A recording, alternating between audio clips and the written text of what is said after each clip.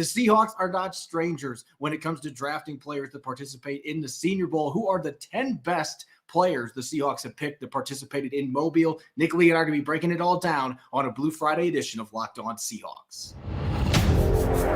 You are Locked On Seahawks, your daily Seattle Seahawks podcast.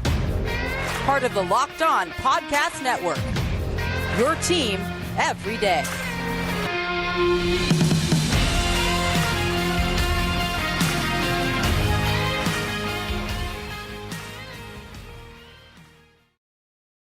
Greetings, 12. This is Corbin Smith, your host for Locked On Seahawks. Joining me for our Blue Friday episode, my co-host, Nick Lee. A special thanks to all the 12s out there, as always, for making Locked On Seahawks your first listen 5 days a week. We greatly appreciate it. The Senior Bowl finally coming tomorrow. Practices are all in the books. The game is coming in Mobile tomorrow. All eyes will be on over 100 prospects as they look to improve their draft stock heading towards April's big festivities.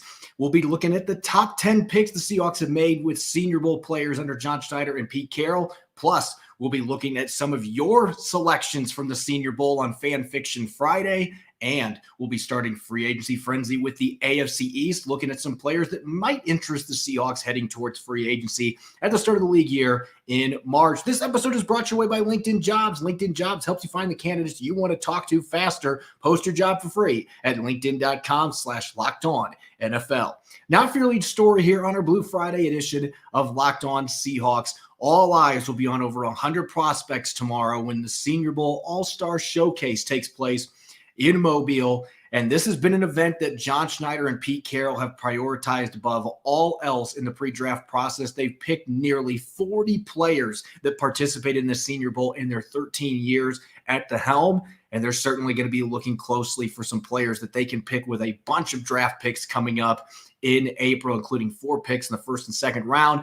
You look back, Nick, and there's obviously been some major busts the Seahawks have picked that have been Senior Bowl participants, but there have also been some stars, including some that have been picked in recent drafts. And so now we're going to dish out our top 10, and you get the honors here to kick off our top 10 list. Who comes in at number 10 for our Seahawks Senior Bowl draft picks under John Schneider and Pete Carroll? Well, he might not be considered one of the sexier picks ever made, but the third round of 2020, Damian Lewis, the guard. He's just proven that he can be versatile on both sides. He even played a little center.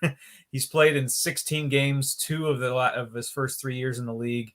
He hasn't got quite that Pro Bowl pedigree yet, but he's a very solid guard. I thought he had a very underrated season this year as well, and some of the grades kind of flesh that out too. So Damian Lewis was a solid pick. Not franchise altering, but certainly better than some of the other whiffs they've had. And I definitely see a 2023 and beyond Seahawks team with Damian Lewis at guard. Yeah, he's still got a chance to be a pillar along this offensive line. I thought he had a nice bounce back third season after injuries caused major problems his sophomore year. Obviously was on the all-rookie team for the Pro Football Writers Association back in 2020. So he's been pretty solid for the Seahawks, playing both guard positions. Another player that isn't necessarily a game changer, but has been a really solid value as a former 5th-round pick, and he's on the roster for a second stint, actually had a career high in quarterback pressures this year. Coming in at number 9, Quentin Jefferson. And I think he makes this list in large part because he's had surprising pass rush productivity throughout his career. This is a guy that seems to, year after year, get a tick better getting after the quarterback. And he had a 21% pressure rate in the last 5 games this season, which was better than Chris Jones, Jeffrey Simmons, and Cam Hayward. So we're talking about 3 of the best defensive tackles in football at getting after the quarterback. Quentin Jefferson had a higher pressure rate in those last 5 games. And so he's quietly become a very solid, if not rotational player, a guy that could start for some teams and has been invaluable for the Seahawks. So that's great value for a 5th-round pick, especially when you consider that his career didn't necessarily start on the best of terms his first couple years in the league. Right, and it's interesting that he probably makes this list now after his 2022 season. We set a career high in 5.5 sacks, had 6 tackles for loss and 13 quarterback hits. And he didn't play every down, obviously, as well, but certainly he entered that conversation, entered the chat, if you will, after this new resurgence season with the Seahawks. For number 8 for me is another one that's currently on the roster. Unfortunately, won't be on the active roster probably to start the next season. But Jordan Brooks, the linebacker out of Texas Tech, and we heard the grumblings when the draft pick was made. Off-ball linebacker at 27th overall, but he has done nothing but make tackles. I mean, he's just a tackle eating machine. I mean, yeah, he doesn't have the sack numbers, only 2 career sacks and no career interceptions, so he's not necessarily that huge playmaker. But he's making tackles in bunches, in volumes. He led the NFL in solo tackles in 2021 and had 161 this past season. Unfortunately, with that injury to end the season is a real bummer. He's going to have a hard time having a 4th straight 100-tackle season next year, but really off to a great start in his career. Yeah, it's unfortunate that the injury happened, but over 400 tackles in his first 3 seasons. He's been a starter for most of that time. So you keep hoping that more of those impact plays are going to come, and maybe they will when he gets back from this injury. But that's the reason that he comes in at 8 and Jarran Reed comes in at number 7, because Jarran Reed made those impact plays. Now, there were inconsistency issues early on in his career. He was just a run stuffer, early down player. By his 3rd season, he had double-digit sacks, however, and he finished with 6.5 sacks his final year in Seattle. So this is a player that had more than 20 sacks during his time, and he came into the league known for his run-stopping ability. Jarran Reed ended up becoming a very solid player. Not quite a Pro Bowler, not quite an all-pro talent, but he was a top 10 defensive tackle for a couple years for the Seahawks in the middle, and they could use somebody disruptive like that right now. It's unfortunate that his price tag was too expensive. He wasn't willing to take a pay cut, so the Seahawks moved on from him a couple years ago, but had a really good run in 6 seasons with the Seahawks, played really well for them after they moved up to get him in the 2nd round in the draft. And so he is one of the better values that they've had coming out of the Senior Bowl, and certainly turned in a fantastic week in Mobile to bolster his draft status. And the Seahawks sure could use 2018 Jarran Reed right about now. Yeah. For number 6, might raise some eyebrows, but this guy, the ceiling is the roof, or whatever Michael Jordan said. It really is like the sky is the limit with Tariq Woolen. And who would have thought we'd be here, May, June, July of last year after they selected him, he's, super great athlete, but very much a prospect, very, very much raw project. Boy, did he turn into an electric defensive back in the NFL quickly. No one in the entire NFL had more interceptions than his 6. I still contend a defensive rookie of the year snub. I get the Sauce Gardner, New York thing. And maybe if Tariq Woolen was a higher draft pick and maybe has a bit more brash of a personality, he wins that award. But to no fault of his own, easily on his way to becoming the next great Seahawks corner, if not already there. He's only going to get better. He's just an insanely amazing athlete. He's not even human. I think we all know he's actually Na'vi from the Avatar. Yeah, he's Reek the Freak. That's the one that he prefers. But Avatar is the other nickname going around. And he certainly is that. And it might surprise some he's this high on the list, but he's already a Pro Bowler. Maybe he wins the AP Defensive Rookie of the Year award. We don't know yet. There's been times where there's been different award winners for different publications, so I guess we'll see. But a great start to his career after turning some heads in Mobile just 1 year ago. And then coming in number 5, I'm going to be honest, this list started to get kind of difficult here with these next couple guys, because I think you could make an argument Tyler Lockett deserves to be higher than number 5. And at the same token, he was not a great receiver necessarily his first 3 or 4 years in the league. The last 4 years, he's been a 1,000-yard player with at least 8 touchdowns every season. So he has been as reliable as any receiver in the league. And so for that reason, he comes in at number 5. We know the special teams impact that he made early in his career, his rookie season as a first-team All-Pro kick returner. And so he's got some accolades to his name, but at the same time, he's never been a Pro Bowler as a receiver. And the guy that I know you and I tasseled a little bit with on this, but at number 4, at least made a Pro Bowl at his actual position on the defensive side of the ball. And that's KJ Wright. Yeah, in 2016, had a fantastic year, 126 tackles, 4 sacks, and certainly I don't know if dark horse is the right word, but certainly a guy that should get consideration for Ring of Honor. I think he's just a fantastic player. And of course, he's still very present in the Seattle sports scene on radio and stuff like that.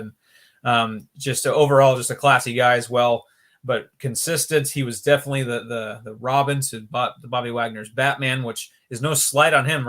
Robin has his day in the sun too, in some movies and some comics, but KJ Wright absolutely was one of the better picks, just where he came from and how productive he was and how reliable he was, even though, again, did maybe not the sexiest numbers and, as far as, pass rush or all that stuff, but just steady, consistent, and classy presence for a better part of a decade.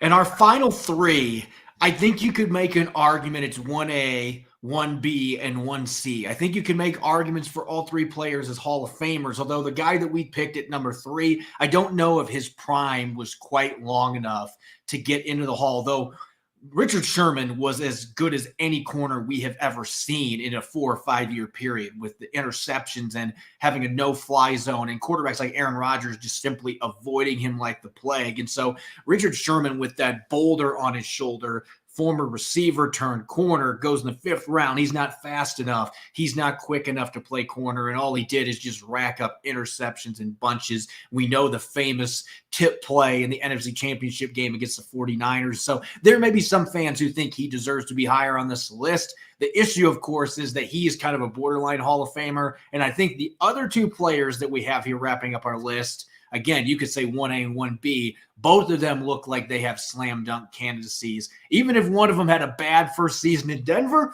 they have slam dunk candidacies to make the Hall. Yeah, just one quick thing on Sherman. As far as the top 3 here, he probably, I think, has the best chance of the 3 to have a statue someday, just of the tip itself, just how iconic of a play that was for Seattle history. So, yeah, Richard Sherman deserving there. But Bobby Wagner was number 2. I really struggled not putting him number 1 just because I think he is more of a shoe-in Hall of Famer at his own position than I do Russell Wilson. But obviously I think they're both probably going to get in. But 6-time first-team All-Pro, 8-time Pro Bowler, still playing at a high level. And talk about a boulder on your shoulder. I think it grew to Mount Rainier size when the Seahawks let him go. But in either case, I mean, you can't argue just the sheer talent, the sheer production of Bobby Wagner. Just, I love one of my just favorite things, whether it be baseball or football. I love going in their reference page and just seeing all the bold and all the highlight and the yellow. Yeah. Seeing like Barry Bonds. I just, sometimes when I'm bored, I go see Barry Bonds' baseball reference page just because I'm bored. Ted Williams. Same thing with Bobby Wagner. Just, you look, it's bold up and down, AP Pro Bowl, or AP first team All Pro. I mean, just, you name an accolade, Bobby Wagner has it. Easily one of the best off-ball linebackers we have ever seen. Yeah, and Russell Wilson doesn't have the all-pros. And so, again, you can make the argument that Bobby Wagner should be number 1 on this list. But this is about positional value. And we're talking about quarterback, the most important position in sports. And Russell Wilson, he owns every single passing record in Seahawks history. A 3rd-round pick that comes right in and takes the starting job week 1 and leads the Seahawks to the playoffs. Then they win the Super Bowl in his 2nd season. The dynamic running ability, one of the few quarterbacks in the league with 4,000 career rushing yards. And I know for fans it's difficult because of the way things ended. And now that he's in Denver, forcing his way out, and the bad season that he had with the Broncos last year, there's a lot of bad taste in the mouths of the 12s out there. But there will come a time, and some fans already feel this way anyway, there's going to come a time where fans are going to open back up again and be like, look at what Russell Wilson accomplished. 292 passing touchdowns in 10 seasons for the Seahawks. Almost 40,000 passing yards. Didn't throw a lot of interceptions. 8-time Pro Bowler. So, yeah, he deserves to be one of these top 2 spots. I just think quarterback always comes in first. Coming up next is Fan Fiction Friday, and we're going to pose the question, which Senior Bowl prospects do the fans want to see the most in a Seahawks uniform with 1st and 2nd round picks? We'll get to those proposals coming up next here on our Blue Friday edition of Locked On Seahawks. This episode is brought to you by LinkedIn. As you get rolling in a new year, you need the right people on your team to help your small business click on all cylinders. And LinkedIn Jobs is here to make it easier to find the people you want to talk to faster and for free. As a former site manager and current podcast host, I've made plenty of hires over the years, and LinkedIn has always been a go-to for me to find top candidates in sports media. Create a free job post in minutes on LinkedIn Jobs to reach your network and beyond, or the world's largest professional network of over 800 people. You can add your tag to your LinkedIn profile to spread the word that you're hiring so your network can help you find the right people to hire. Simple tools like screening questions make it easy to focus on candidates with the right skills and experience so you can quickly prioritize who you'd like to interview and hire. It's why small businesses rate LinkedIn Jobs #1 in delivering quality hires versus leading competitors. LinkedIn Jobs helps you find the candidates you want to talk to faster. Post your job for free at linkedin.com/LockedOnNFL. That's linkedin.com/LockedOnNFL to post your job for free. Terms and conditions apply. You're listening to the Blue Friday edition of Locked On Seahawks. It's your host, Corbin Smith. Glad to be joined on today's show by my co-host, Nick Lee. And a special thanks to all the 12s out there. Whether it's your first time listening to Locked On Seahawks or you're a regular listener, we greatly appreciate you. Let's get to Fan Fiction Friday. This is a new segment we started a couple weeks ago. We've had a lot of fun looking at top free agents from the championship games that should become Seahawks and looking at different things of that nature. And this week's topic, because it's Senior Bowl week, Nick, it's time to discuss the prospects that the fans would like to see in Seahawk uniforms. And the only rules that they had is they had to use 2 of Seattle's first 4 selections. They have 2 first-round picks, 2 second-round picks. 2 of those picks have to be used on Senior Bowl players. So I'm going to throw this out here right now. We had a lot of different responses, over 90 on YouTube and Twitter. Over 75 of them had John Michael Schmitz as one of the 2 picks. So there are many of you that turned in submissions that are not going to make the show today because, quite frankly, this is not going to be locked on John Michael Schmitz, although I think Nick would probably enjoy that if we turned it into that today. An outstanding prospect. But we want to take a look at some of the different responses that we received that maybe didn't have Minnesota center on there. But we got to get a couple in there because he's a fantastic player. And the first submission that we got, pick number 20, John Michael Schmitz, and pick number 52, Andre Carter, the second from Army. Didn't look like he was going to get a chance to play in the league with the new legislation they were trying to pass. But Nick, let's talk John Michael Schmitz here because he has had a fantastic week in Mobile. I've been reading all the different stuff from a number of people I trust that are there that watch the practices. He was dominant from the start to the finish, and that really shouldn't surprise anybody given what he did in the rugged Big Ten as a multi-year starter. Man, if I had to pick one draft crush, I know I've been high on Jalen Carter, but that's everybody's draft crush. John Michael Schmitz is my guy. First of all, I am done with the Seahawks doinking around at center. I really am. And Austin Blythe was 36th in center among centers in Pro Football Focus overall grade. There's only 32 teams. Just get this guy. This guy, he will anchor this offensive line. John Michael Schmitz at 20, I think, is a great spot. I know that for some that might be a bit of a reach, but to get your franchise center, a difference maker, not just a guy that might get it in the way of the interior defensive line every once in a while, but a guy that will attack and make a difference. A Jason Kelsey, perhaps. You know, we've seen that with the Eagles. We've seen Creed Humphrey as well. I mean, you see 2 fine centers there in the Super Bowl. You really got to take a chance, or not a chance. This guy's maybe not sure. Things never a thing in the draft, but John Michael Schmitz is a stud, and I think number 20 would be a great place to get him. And you got to get a franchise cornerstone center to eventually, I think, block for a rookie quarterback, and I think that's a great start. Yeah, and as for Andre Carter out of Army, this is a player that has been electric playing for a school that doesn't kick out very many NFL prospects and legitimate 255, 260-pound edge rusher. Now, he has had some his eyes have been awakened a little bit, I guess is the best way to put it this week. He's had some difficulty with the top tackles he's been going up against, but you can also see the elite burst off the edge. And I think he's got the skill set to be an outside linebacker in a 3-4 defense. Seattle certainly could use another outstanding pass rusher to go with Uchenna Nwosu and Darrell Taylor. And I think he's got enough size to be able to handle his own against the run as well. And so he has been a popular player to be mocked to the Seahawks. And I think right now he is squarely a second-round selection, especially with the way things have gone in Mobile. If he has a big game tomorrow, maybe he can squeeze into the first round, but certainly an intriguing pass rusher. The other one that we got with John Michael Schmitz, this one I call the Beef Bowl here with Osiris Torrance and John Michael Schmitz at number 20 and number 37. And as much as I love John Michael Schmitz, I am a huge fan of O'Cyrus Torrence, and we're talking about a 347-pound guard that has quick feet. He can get downhill. He can win in the zone game with lateral quickness. I think he's had some issues at times you can see with his footwork and pass protection, and yet he didn't give up a sack in his entire collegiate career at Louisiana Lafayette and last year at Florida. This guy is a tank, both in pass protection and in run blocking. To me, he's the clear number one guard in this class. I think he could sneak into the top 15 potentially, especially if he tests well at the combine. He's had a really good week in Mobile too, so he'd be a lot of fun. You put him and Michael Schmitz together with Damian Lewis and the two other tackles they just drafted, that offensive line has a chance to be a special unit. Man, if they can somehow get Torrance at 20 and Schmitz at 37, I am doing cartwheels out in the backyard. I will run down the street, not properly clothed, but in the rain, I will, whatever. That would be, and that we're talking about offensive line here, which is so nerdy, but those two would be amazing. Torrance is, I would argue, maybe one of the not best, if not the best run blocker in this draft. He could be that good. Pro Bowl guard potential. I mean, that would be an amazing. This scenario might be my favorites. Just the two anchors in the interior line, fantastic.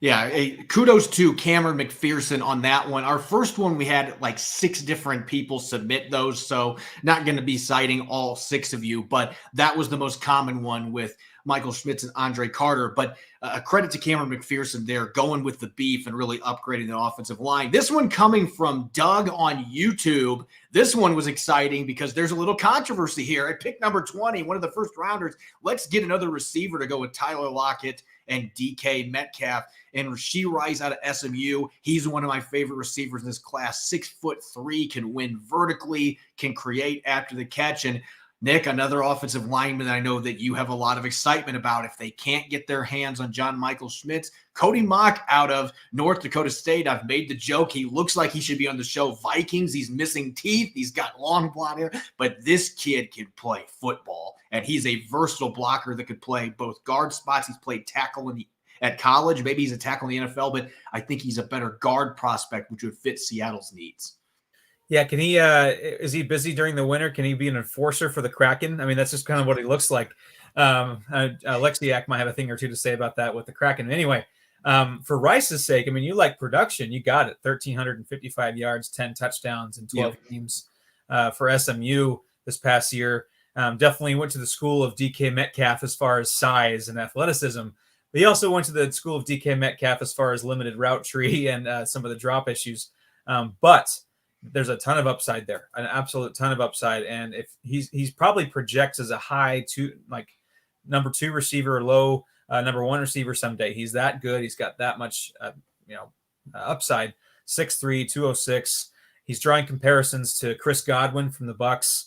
I would not hate this pick if they can truly get a blue chip, Jalen Carter, Will Anderson higher in the draft. But if they trade down and get someone a little less exciting, and then Rashee Rice, I mean, receiver isn't their top need. But if you feel good about what you've got so far, and Rashee Rice is there, and you feel good about him bringing him in, and he realizes his potential, and you have him as your third option at receiver, woo! Any quarterback would be lucky to have those 3. We just talked beef on the offensive line. I got to give credit in this one to Daryl Basaki on Twitter, going with beef on the defensive side of the football. And we know the Seahawks could certainly use help in the interior on their defensive line. At pick number 37, going with Byron Young, the one from Alabama, not the one from Tennessee. The Tennessee one is an edge rusher, a little bit lighter, but Byron Young, a 290-plus defensive tackle that can play 5 tech as well. He's got big end built all over him, could play 3-4 defense at his size as well. And at number 52, 335-pound nose/defensive tackle Keanu Benton out of Wisconsin. If we're being honest here, Nick, I actually think these probably should be flipped. I think Benton's probably who I would pick at number 37 because this is a guy that had some pass rushing productivity at Wisconsin at 335 pounds. He's a surprisingly good athlete, and good luck running the football at this guy. He is a great wall of Madison there in the middle for the Badgers. And so we know the Seahawks need any help they can get with run defense, Benton might be one of your top 3 options at the nose tackle position in this draft when it comes to stuffing the run. And there appears to be some pass rushing upside with him as well. Both these guys are going to have a chance to go in the first 2 rounds. I just don't know that I would necessarily agree with the order of these two. I think Young's probably your late second, early third of these 2 players. Yeah, I know there are some limited parameters as far as this game goes with needing the first 4 picks and Senior Bowl players. But Yep. yeah, I get it. I think that's probably true. I'm not sure I would take Byron Young at 37 if he was there. But I think he would be there at 52. And yeah, again, he's a guy, I think he's got the size, got the girth, and a guy that can pretty much do it all. He's not one of those guys that's a primary run stuffer. He has a bit of a dynamic, but when you talk about Benton, is it replacing Al Woods perhaps? And again, I'm going to keep throwing this out there. Not that I want this to, I hope, they can work it out, but you can save $3.6 million off the cap by cutting Al Woods. And if you get a guy like this in there, that there's your guy. And all of a sudden you have not only a nose tackle that has his own gravitational pull, but a guy that does have some pass rushing skills. So that's a great combo. I think these would be 2 fantastic picks, but I also agree flipped because I'm going to get really annoying, like I said earlier in the week, about defensive line, dynamic defensive line. And I was really happy to hear Pete Carroll kind of echo that sentiment. Our last one here on Fan Fiction Friday, real quick, coming from Tim Vincent on YouTube. This one's got an edge guy, and it's also got a safety, which you want to really create chaos in the draft this year with Jamal Adams' injuries and Quandre Diggs getting his big contract. Ryan Neal's going to be a restricted free agent.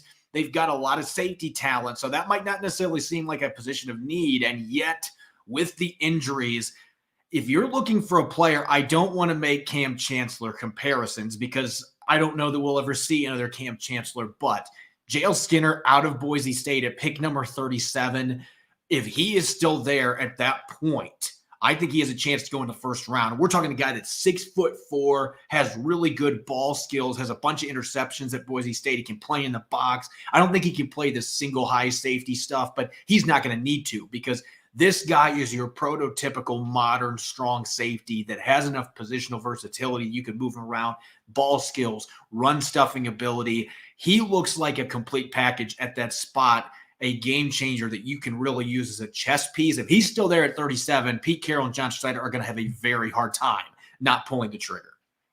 Yeah, if they take him at 37, I think Jamal Adams is going to be looking over his shoulder because he is very kind of projects very similarly. But he even stated, Skinner, that he models his game after Cam Chancellor, and how poetic would it be for him to come to Seattle? And as far as Keon White, I mean, he just oozes traits you want along the defensive line. He's got the size, the length. We've seen him covering running backs and wheel routes successfully. He's got the athleticism to boot. 20th overall might be a little rich for my blood there. He is very much a project and raw. I did kind of have this thought that perhaps he could be a type of Tariq Woolen, version in the defensive line where he's very raw, very much a project, but has all the physical traits in the world. And maybe he's from the same Navi tribe that Tariq Woolen is from. But where the Seahawks are, where you think they're just a few premier pieces away from really being a threat in the NFC, I don't want to take on a ton of projects. But White absolutely has the skill set. He was decently productive as well. But with those two, you get Skinner, who's a dynamic safety. This would be a fun, explosive duo on the defense. Yeah, I would not be upset about either one of these selections because White looks like he's going to be a really good fit in a 3-4 that can rush the passer, can stop the run, and Skinner's just a freak. And again, the Seahawks, they are very attracted to those kinds of players, as they should be, and they've had a lot of success for the most part with players like that. And so Skinner would make a lot of sense, especially with Ryan Neal going to be an unrestricted free agent next year. Having more safety depth, that is not a bad problem. And they might have some really tough decisions to make with their star safeties coming up in the next year or two as well. Coming up next, we're going to shift gears from Senior Bowl into free agency. We're going to start our free agency frenzy with the AFC East. Nick and I are going to look at a player on each team from the division that might pique the Seahawks' interest heading into free agency. We'll get to those selections coming up here in a moment on our Blue Friday edition of Locked On Seahawks. This episode is brought your way by TurboTax. Go to TurboTax and don't do your taxes. Meet with an expert who will do them for you. TurboTax experts can relieve you from the stress of taxes and file for you so you can do not taxes. Show your eyes things that are not taxes. Unpack a moving box of not taxes. Taste not taxes. Sing not taxes a lullaby. Taxes tonight. Grab and ride the sunset. With TurboTax, an expert will do your taxes from start to finish, ensuring your taxes are done right so you can relax. Feels good to be done with your taxes, doesn't it? Come to TurboTax and don't do your taxes. Visit TurboTax.com to learn more. Intuit TurboTax, full service products only. Video meeting while expert does your taxes are required. See guaranteed details at TurboTax.com/guarantees. You're listening to the Blue Friday edition of Locked On Seahawks. This is your host, Corbin Smith. Glad to be joined on today's show by my co-host, Nick Lee. A special thanks to all the 12s out there, as always, for making Locked On Seahawks your first listen 5 days a week. We greatly appreciate it. Going to shift gears now. We haven't talked much about free agency at this point, and it's crazy to think about this, Nick, but we're really 5.5, 6 weeks away from the start of the new league year. It is going to be the start of free agency before you know it, and so it's time to start taking a look and some of the players that are going to be hitting the market around the league. And as we do each and every year, we're going to break it down by divisions for free agency frenzy. We're going to start out of conference in the AFC with the AFC East. And I'm going to be honest with you, Nick, out of all 7 divisions away from the NFC West, this might be the division with the least appealing free agents set to hit the market. This was a very difficult one for me to find candidates that looked appealing for the Seahawks to sign in free agency, if I'm being brutally honest. Yeah, and that's it. Just looking through some of those teams, that there's some lean pickings, but one that is not, at least for me, was the Buffalo Bills. And one guy specifically, Tremaine Edmonds. And he is a fantastic linebacker. The Seahawks are going to need an insurance policy with Jordan Brooks down for who knows how long. I'm going to plan for the worst and say it's the majority of next season. And you need a proven veteran linebacker who's productive. And get this, Tremaine Edmonds, five fine seasons in the NFL, 2 Pro Bowl seasons in 19 and 20, 5 straight seasons to start his career of 100+ tackles. He is younger than Jordan Brooks. It's kind of wild to think that. So he has a ton of good football still left in him. So I would love Tremaine Edmonds. That would be a huge, huge get. Obviously, it would be on the more expensive side of things. But when you think about how long the Seahawks are probably going to be without Jordan Brooks, you need a tackle machine there. And I think he's even a bit more of a playmaker than Jordan Brooks can be up in the middle. So, and then when he comes back, if you can sign Tremaine Edmonds for a couple of years, boom, you have maybe one of the better inside off linebacker duos in all of football. He's one of those players, it seems like he came out of the womb and put an NFL helmet on, and that's why he's only 24 years old. But he has been in the league for a long time to be that young, but he's so athletic. He can blitz, he can cover, he can wreak havoc as a run defender. It feels like he still has not reached his potential yet, even though he's been in the league for 5 seasons. So it would be a costly addition, but at the same time, that is a game changer. Looking at the rest of the players that are going to be hitting free agency, there's not another guy on Buffalo's roster that necessarily has that game changer label that's going to be available to sign in free agency, unless you wanted Jordan Poyer in Seattle, as we just mentioned, doesn't need another veteran safety. So I went with Devin Singletary just because this is a guy that's had over 800 rushing yards each of the last 2 seasons. He's short, compact, can run between the tackles. He's proven that he can handle a full workload when he needs to. He's been a solid receiving option out of the backfield as well. You're not going to mistake him as Christian McCaffrey, but this is a guy that could be the third down back complement to go with Ken Walker III if you wanted to go the free agent route. I don't know that Seattle will, but Singletary was number 2 on my list. There is a very large gap between him, though, and Edmonds coming in at number 1. Now, going to the New England Patriots, this one was the second worst, and I'll get to the worst one later, but there's just not a lot of options that are appealing on the free agent list for the New England Patriots. But one name did jump out to me, and this would be one of those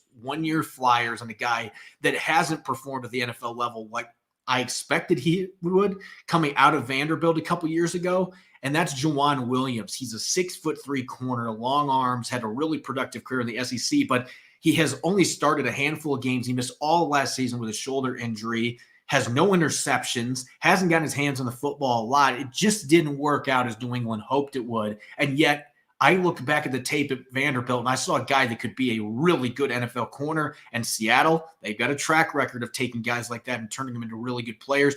Why not bring him in to compete against Mike Jackson and Trey Brown? I don't think it's going to cost a lot of money to sign him. If New England's not going to bring him back, I think there's a chance he hits the market because it just didn't work out in Foxborough. I think Juwan Williams is worth at least taking a shot in the dark on a one-year deal. And maybe a DJ Reed kind of vibes. We'll see. Nelson Aguilar is my guy. I try to go receiver, and Jacoby Myers was obviously the guy that jumped out at me, but I think he's going to be a little too expensive to bring in as your third best receiver because let's be honest, even though he was probably the Patriots' best option, that doesn't necessarily mean he's the number one receiver in the NFL. In fact, he is not. He's not a true number one receiver in the NFL. That doesn't mean he's not worth it. But for me, it's Nelson Aguilar. I just like the veteran presence that he brings. Yes, as a dad having a dad who is an Eagles fan, he's much maligned by that fan base by some of the drops he had. There's a famous clip from an Eagles fan that was saying they were catching babies from a fire, from a family that was feeding people out of a building. He's like, yeah, we were catching them, unlike Aguilar. He had to point that out. But anyway, I digress. Just a veteran guy who's been pretty steady, and with how hapless their offense was at times in New England this past year. 362 yards, 2 touchdowns, a couple years removed from 473 yards. He's had some productive years. Obviously, you're not bringing him in to be the guy or even the second or maybe even third guy, but a veteran presence, and let's be honest, kind of slim pickings in New England. But I'll take Aguilar from there as a veteran guy. I felt like that roster in free agency, though, had juggernauts compared to our next team here. The Miami Dolphins, I think, are in pretty good shape in terms of what they're going to be bringing back next year because their free agency list was basically Mike Gesicki and then a bunch of guys that are above 30 or young players that have done absolutely nothing in the NFL. There's just not a lot of options that really jumped out to me. Like, the Seahawks would be wise to take a look at that player. But I do know that there was a running back that you thought, you know what? We've seen the Seahawks have to tackle him and struggle with that in the past. Maybe why not bring him in and put him with Ken Walker III? Yeah, he ended up being kind of a casualty to the Christian McCaffrey trade for the 49ers, and that's Jeff Wilson, the running back. I really like he's never really been the guy, but he had 860 yards and 5 touchdowns this year in kind of a reserve role. And the Seahawks don't need a guy, a number one running back. But Ken Walker III is definitely going to need a sidekick, and I think Jeff Wilson can be that guy. He had 185 receiving yards this year. He can do a little bit in the passing game, maybe on third down as well. You're not going to get a dynamic, game-changing running back, but certainly some depth would be nice because you're losing Rashad Penny and Travis Homer this offseason, most likely. I'm not sure I see either of those guys coming back, or maybe Homer, but Jeff Wilson would be a guy that you'd sign as a solid depth piece. He's still pretty young, had his age 27 year this past season, so not old, but we know how running backs go, but had a career year and by his standards, 860 rushing yards. So a nice depth piece to go with Ken Walker, perhaps. He's a hammer. I like the way that he runs. He's got that violent, angry running style. And so I could see him fitting in Seattle. It would make some sense. I think he's going to end up staying in Miami, though, because he's got a really good relationship with McDaniel from their time together in San Francisco. If he does go somewhere else, maybe Seattle looks at him and they're familiar with him from his time with the 49ers. I went with a veteran that has not played more than 7 games in any of the past 3 seasons because that's really the slim pickings we're looking at with the Miami Dolphins. I mean, Mike Gesicki, I think, is probably the best player they have hitting free agency, but Seattle doesn't need a tight end. Trey Flowers 4 years ago was one of the best all-around defensive linemen in the NFL with the New England Patriots. The Lions gave him a big contract. He was really good the start of his first season there, and then he got hurt. Next season, he got hurt again after only a handful of games. And then this past season, he played in 4 games for the Miami Dolphins. There's a reason I have a picture of him in a Lions uniform on our YouTube video because he played like 10 snaps for the Miami Dolphins. So it has been a long time since this guy was a great football player in the NFL. He's played well when he's been healthy, but that has been difficult for him to attain. And so you don't normally pursue guys like that in free agency, but he might be a player if you can get him for veteran minimum, and that might be all he can get at this point. He has played in a 3-4 with the New England Patriots. I think he can play that 3-tech or 5-tech position that the Seahawks are going to be looking for some reinforcements on. And if you could get him healthy, I think he could still be a really good player. He's only 29, so he's not an ancient player, but he's just had issues with injuries the last 3 years. So again, I'm not necessarily advocating for this signing, but he would be a player that would be worth a flyer on compared to the rest of their free agency list. And last but not least, the New York Jets. They had kind of an upstart season, but still missed the playoffs. Nick, you and I went a little different direction in this one. I went at linebacker. We talked about the need at that position. Quincy Williams is not a big linebacker by any means. He's listed 5'11", 225 pounds. I think he's a little bit bigger than that.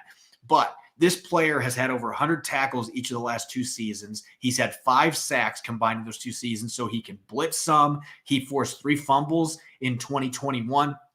He can play special teams. Seattle needs depth at that position just as much as they need starters with Jordan Brooks being out. And this is a guy that has started games. He has played on special teams. He's been very productive on one of the best defenses in the NFL. Sign me up. He's a young player, too, to go with it. For me, this is a guy that could maybe offer as a replacement for Poona Ford, and that's Sheldon Rankins, the interior defensive lineman for the Jets. He's got 3 sacks and 4 tackles for loss this past season, 7 quarterback hits, and he'll flip between the 3-tech and the 5-tech. I like that he's got a little bit of the pass rush ability from that position. He's not, premier pass rusher by any means, but I would have liked to see a lot more pass rush from Poona Ford. And so this year, I think this could be a guy who could replace him. 15 games. Yeah, he had a pretty solid career, solid season. He actually had 8 sacks in 2018 for the Saints. So he does have past production against the pass rush. So Sheldon Rankins would be a guy for me. Again, I'm going to be annoying this offseason. Defensive line and dynamic defensive lineman at that. And I think Sheldon Rankins, while he's not the uber dynamic, sleek and or giant, dynamic, Aaron Donald type, I think he's got enough of, dual threat, run, stop, pass rush to be a very interesting a look for the Seahawks. As always, you can follow me on Twitter at Corbin Smith NFL. You can follow Nick at NickLee51. Make sure to check out Locked On Seahawks on Apple Podcasts, Google Podcasts, Spotify, and streaming 5 days a week on YouTube. Coming up on Monday, Rob Rang and I'll be diving into some more mock drafts on Mock Draft Monday and continuing our look at Seattle's upcoming free agents. You won't want to miss it. Enjoy your weekend, and thanks for listening. Go Hawks.